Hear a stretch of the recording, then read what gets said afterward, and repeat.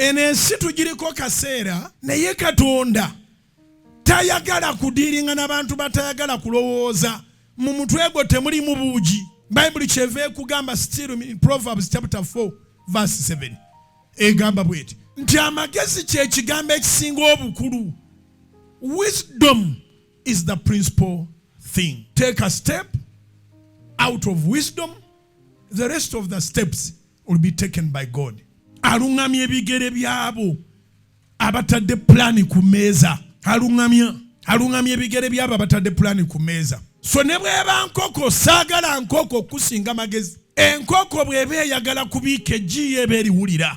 Etagala neddeno neddeeri kati mwabalina seminti. Nenoonya we netakulatakula wakiri akanya ebiike mu kannya keesimyawo mu nfuufu nga twali kannya muyina seminti. Enkoko olaba ebyokulya bivuddeko yeetaledde neddeeri wadde waffe ennyumba zaali za ttaka naye ng'enkoko bweba yeetala mangu nnyo ng'ogwo bagizingidde dde ekintuntu awo ekyebisubisubi efune weebiika eggi lyayo. Enkoko naye ekulaga nti yeetala. Kati naawe obeeranga yegwe Katonda waayo.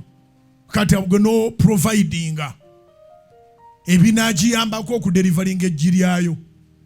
Kati enkoko teteekwa kusinga. Katonda oteekwa omulaga bwe weetala n'eggi.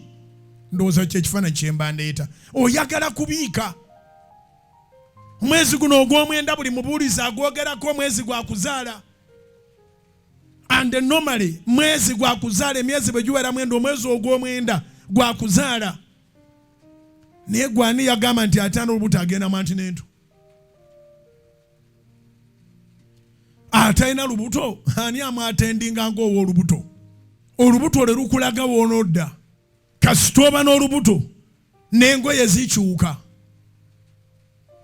Oba amagezi gazze. Abantu abamu mulina olubuto naye engoye mwagano zikyusa. Weekapisse muli omwana omunyiga. Njogera ku lubuto olw'okwolesebwakwo. Olina olubuto naye olemezaako amaviiri. Oyagala okudiringa n'abantu ab'obuvunaanyizibwa naye oyambala bubi. Olina olubuto olw'okufumbirwa naye oyambala ng'atanaba na kulowooza ku byakufumbirwa. Ennyambala y'olubuto eba ndala. Era kyova olaba omuntu bw'atandika okuba nti alina levo gy'agenda okugendako olwo luba lubuto. Atandika okwambala mu ngeri endala. Tojja genda kusaba mulimu mu ofiisi ng'oli lubuto lwa mulimu. Ogende ng'oyambadde bi-t-shirt byo. As long as you are going to approach an office for a job, you are going to apply, you must dress appropriately. Ogenda kwambala ng'omuntu agenda okusaba omulimu mu ofiisi. Buli lubuto ludimandinga maternity yalwo.